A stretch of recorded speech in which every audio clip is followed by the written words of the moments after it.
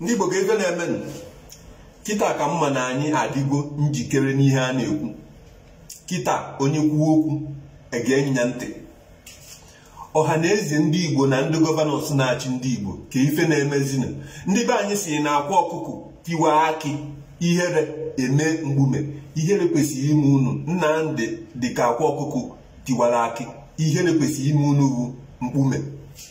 Ọ kwụsị nsi ka ndị be anyị ndị na-akọ ugbo ma a na-ebe na a na-adakpo ụmụ nwaanyị anyị na-agụ chụọ ndị na-akọ ọrụ ugbo mebisie ihe niile akọ unu mee ntịkọnụ na nri ha. Ndị ugwu nwee nke ha, ndị ofe mmanụ nwee nke ha, ndị Eastern Governors wee bịa afta ka ndị ofe mmanụ nwecha nke ha, ha na-abịa na-eme mitin na-emekwasa n'Enugu na ndị Eastern Governors nwee mitin n'Enugu over security this is mitin aka ha megide coronavirus abịa ana lockdown abatazia ekwute cha unu n'ọlụ onwe ọkwasa abịa ihe unu jiri anyị na-achọ political appointment na federal levels. Nnamdị ihe ime eji obi m ike egeghị ntị ma na kịta ka mma na-akpọ ọgụ ọhamadike na amụ ịza ihe ime na ọbụgodu na imezi ọzọ nke ime ejugo m afọ. Ọ bụrụ na ọ gazi etu esi wee chie dis nke imegodu ojugo m afọ. Daalụ akpọ ọgụ ọhamadike tata ịza at least na imegbo ihe ime onwebe onye megbo onye n'ala Igbo. Ọha na eze ndị Igbo ọkwa nna ebe na asị na that you guys are not aware of it na unu asụpọtụrụ ya anọrụ na-adọkpụ ụmụnne unu. Ọ nneghị ka erepụ mba, ọ nneghị ka egburu mba. Ọnya ka ojiji agbasahụ unọrụ sinsi na-akọfusi akụkọ and what shall you profit ka ihe uru ya abalị gị ma ọ bụrụ na ị nwetacha political appointment under this thing. Ijiri ndị ụmụnne gị na-achọ political appointment na watch na ihe afụ some governors na ebe a na-achọ ka Buhari nye ha ọkwa. Ihe afụ kịta one of them na ya ebiri na shoro ntutu taa na ihe ahịa awọkụ. Ndị Igbo ka ife na-emezi, ọha na eze ndị Igbo ka ife na-eme. Akwa ọkụkụ etiwa n'akụ na ọ bụrụ na unu ma ihe jiri na ihere sọpọtụzie ihe a because this is the only solution. Unu chebe mgbe Buhari ya abịa na-asị unu ngwa unu nwee security nke unu asị sọpọtụ a na ihe mgbe mfu ihe a afọ juru m. Echebu m afọ nda picture I think on Monday na-asị na ọ bụ ọkwọ ka eje kịta welu mkpọ ọ mma nye ụmụazị ka eme ihe bịa. Yesterday ka m fụzi ihe ụmụazị bụ wee ma yes na Nnamdị kwadere akwade. Nnamdị Igbo odogwu ọ kịta ị na-ekwu okwu na mgbe ahụ na-ebugharị flag ndị Israel na ndị Amerịka mgbe ka m na-asị na dazi ihe ụmụazị na-eme ị na-ebugharị flag ndị Israel na ndị Amerịka na-ebugharị ka ha bịa help anyị. Those people are not ready to come and help you. You have to help yourself. Ọ dị ka ihe m na-ekwu then onwe one video m mere etu anyị esi wee nwere onwe anyị. This is the type of it. And jezianụ ntị our current security network ndị a media ka ndụ unu ọdụ jisi n'ike. In fact etu unu si gwere wee jikere gosi na unu dị njikere mana mmanụ nọ ya adịkwa izi dịka etu nsi wee kwu ndị sọmụmụ gọvanọs na ya arịkọpụta hiolu ntutu taa na ha yi eso azin ebe ha na-achọ ka Buhari nye ha ọkwa ha yi ehiolu kịta ntutu taa ka ha wee fụ na ememi na unu mana jisi n'ike. And onwe ka unu si wee lụọ ọrụ mebi na unu jee n'ime ọhịa ka ntụ anya ka ọ bụrụ unu jee n'ime ọhịa fụ nchi maka na ụsọ anụmanụ na-ebi n'ime ọhịa. Unu baa n'ime ọhịa fụ anụmanụ na mere ọfụma. Unu lụọ ọrụ debe fon unu n'akụkụ, debe na ekwentị unu n'akụkụ. Unu abịa na TV ya na ihe dị ya na unu mee nke a na unu chụrụ ndị achụ.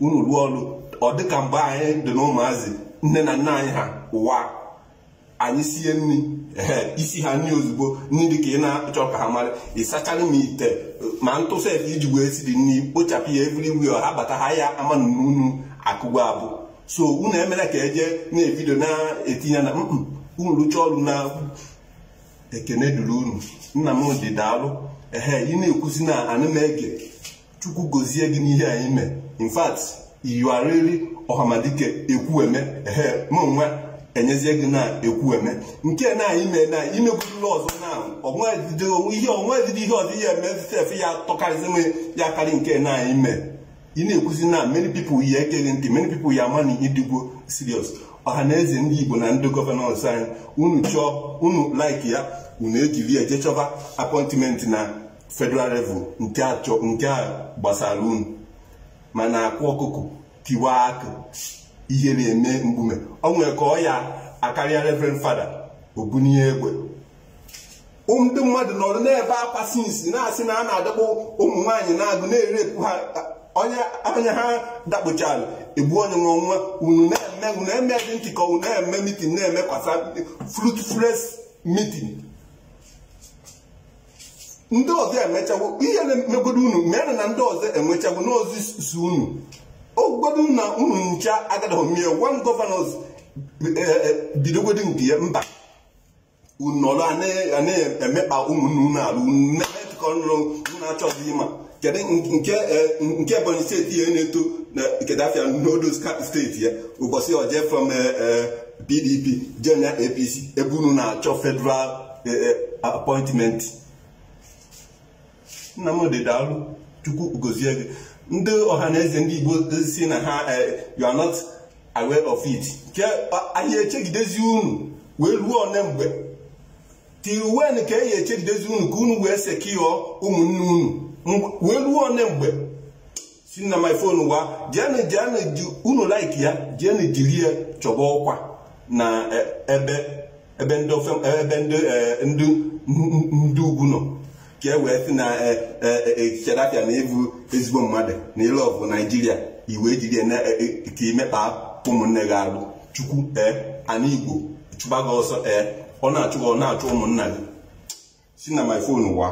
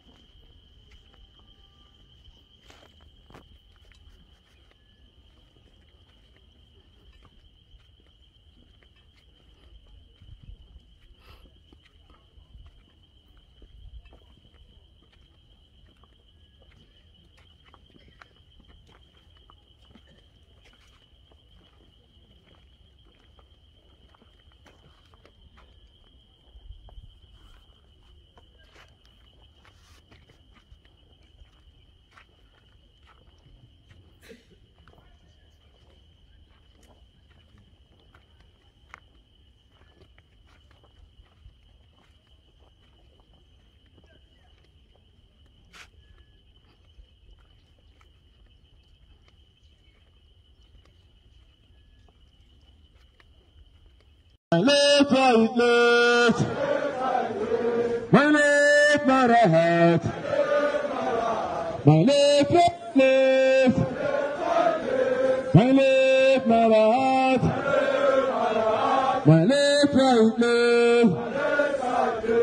Hiyele, hiyo, hayamma. Hiyele, yamma. Hiyele, ayamma. Haba, hiyele, ayamma. Hiyele, we move together, we talk together, we eat together, we bath together, we sleep together, we work together, we talk together, we work together, we go together. Abba, hiyele, ayamma. Come on, hiyele, ayamma. Hiyele, ayamma. Hiyele, hiyele.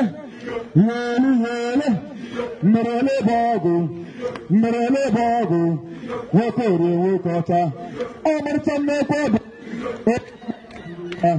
Akuke tunugogo, humwanya digeria, honye yani baniba, honye baniwa, honye bani buruya. Merele, aba ayamma, merele.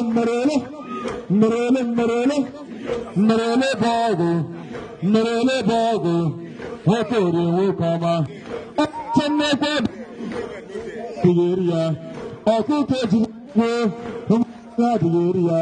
humwanya digeria, honye yani baniba,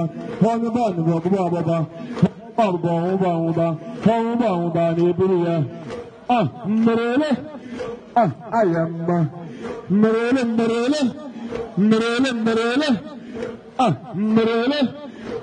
ayamma, hiyele.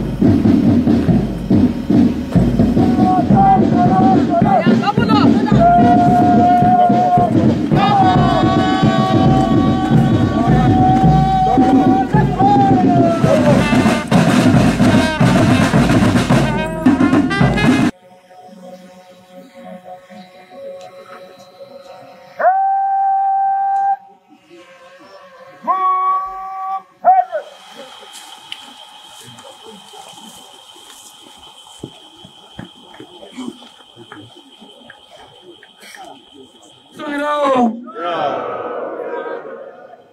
Ibibison. Anama. Akwa mwema kibono. M'frère Mériota pour son sein. Quand frère foot, il a mis côté Eastern Region. Eastern Region, mais il vit au Mami, Anna Mami, Oran Mami, Efik Mami, Ibo Mami, Ijo Mami, Ikwele Mami, Ogoni Mami, Afra Vilonsi. In his own dialect. Officer Bara, you are welcome. The commander of Bayelsa State. Thank you.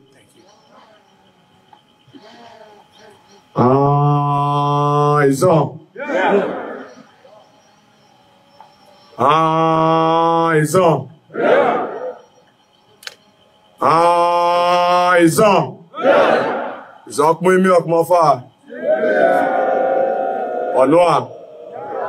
It's on. Eastern Region bo Suwambo Bayelsa bo mi oyeri mogumi one Eastern Region yonku one bo sembo digine me ne bagabomini komotor bigamo kriano gumi krimi yano gumi krimi mi krimi yano gumi krimi murume so many wa bagabo Make your jog men don't have ohe. About the Ujakide. Tolu, yeah, choke tache. Echi bow, echi galau, echi belu, echi TV, or Chakawa Jemini. Tolu Eastern Region, I want to jam day. Georgia, Amamaye, Mane through me, Tolu, Gide. O Neneke Lulu, Unyo Jam. O Neneke Chandun, Eljokun, Toda Mela, Tode Amone, Kamama, Umbokma, Jadakun. Make your job. Ka juja kide o kete pedo kate kwengi ne alo onchaka akako dama apo egwalu ma chaka kide onchaka. I want us to give 3 bosa to our great leader. I want to go. Osa, Osa, Osa. I want to hear more of it to our great leader because it's not easy to gather this great army. I said let us give him another 3 great bosa. More of it. Let's go. More of it, let's go, let's go.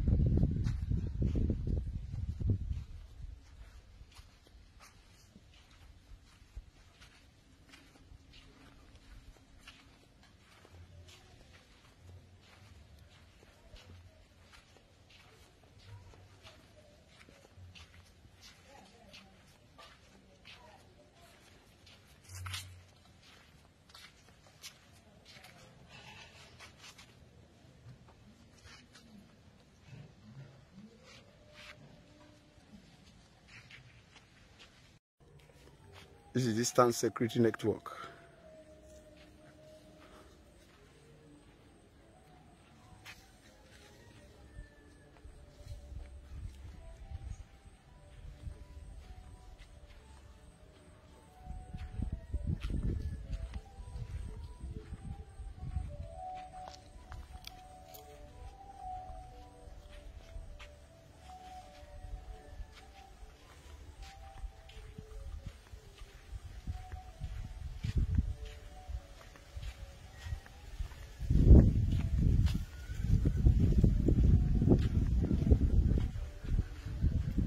These are Eastern Security Network.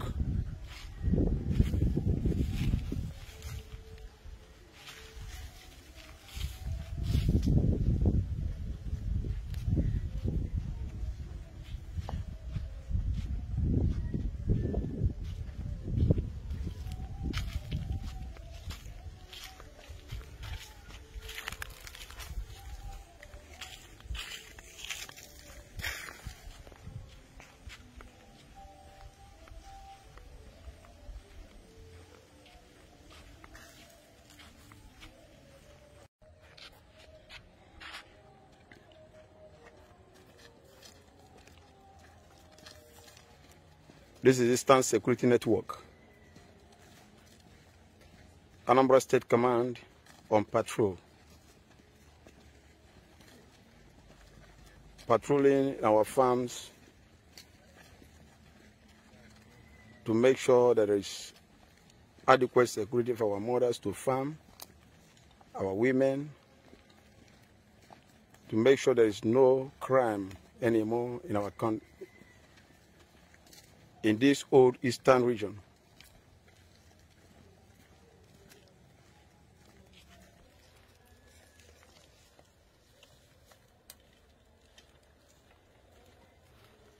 To make sure that our bushes are free from kidnappers, Fulani herdsmen,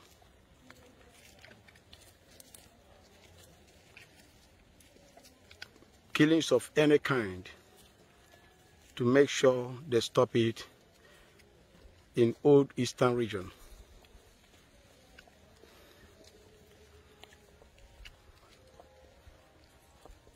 We make sure that our land is free from every crime, killings, or whatever you might call it. We don't want it again. We don't want it again in our land.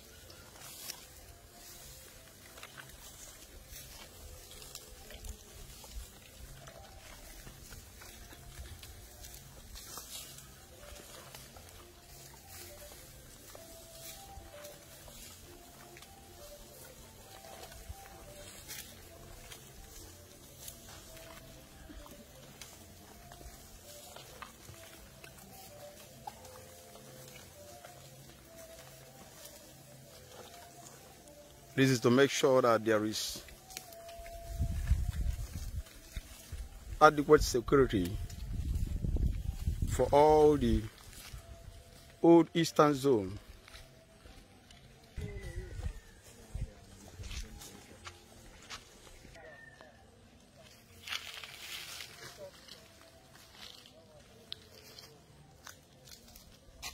We're live here in Anambra State, patrolling to make sure that there is good atmosphere, security for our people, to make sure that our women are free to farm in our land, to make sure there will be no more rape, there will be no more killings in this old eastern region. This is security network. Is old eastern security network, launched by Mazi Nnamdi Okukano, the supreme leader of IPOB worldwide.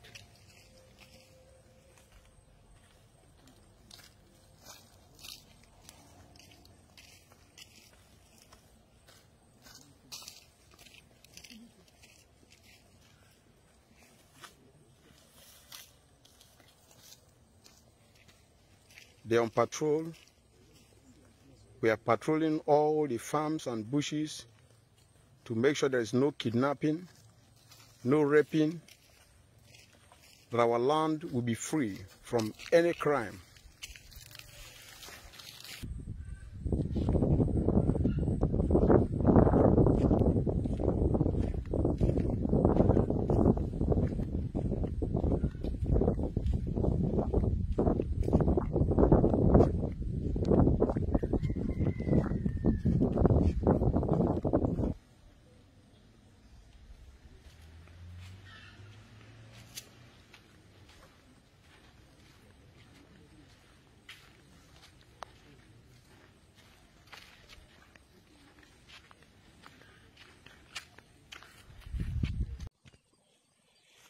Eastern Security Network, Abia Command, getting ready, preparation to march around the forest in search of the Janjaweed to make sure that our mothers go back to farm without harassment.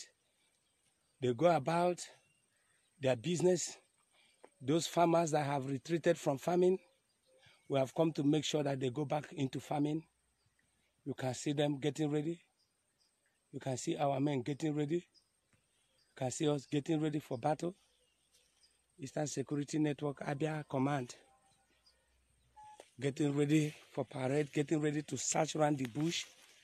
We are getting ready to march around. We are here in a thick forest, here in Abia, to make sure that our land is secure, to make sure that our women goes back to the farm. We are here.